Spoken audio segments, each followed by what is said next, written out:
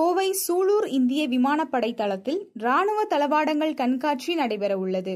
கோவையில் உள்ள சூலூர் விமானப்படை தளத்தில் தரங் சக்தி 2024 என்னும் பன்னாட்டு விமான பயிற்சி நிகழ்ச்சி நடைபெற்று வருகிறது. ஆகஸ்ட் 6ஆம் தேதி துவங்கிய விமான பயிற்சியில் இந்தியாவோடு ஜெர்மனி, பிரான்ஸ், ஸ்பெயின், இங்கிலாந்து உள்ளிட்ட நாடுகள் கலந்து கொண்டு விமான பயிற்சி ஒத்திகைகளை மேற்கொண்டனர். இந்நிகழ்வில் இந்தியாவின் தேஜஸ், ஜெர்மனியின் டைஃபான் உள்ளிட்ட உயர் ரக போர் விமானங்கள் பங்கேற்ற பயிற்சி ஒத்திகை நடைபெற்றது.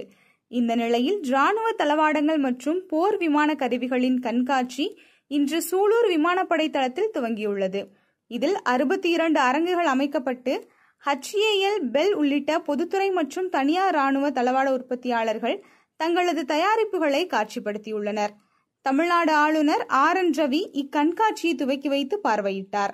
இன்றும் நாளையும் இக்கண்காட்சியினை ராணுவ தளவாட உற்பத்தியாளர்கள் மற்றும் ராணுவ படையினர் பார்வையிடுகின்றனர். விமான பயிற்சி நிறைவு நாளான ஆகஸ்ட் 15 அன்று பொதுமக்கள் இக்கண்காட்சியை பார்வையிட அனுமதி உள்ளதாக தெரிவிக்கப்பட்டுள்ளது.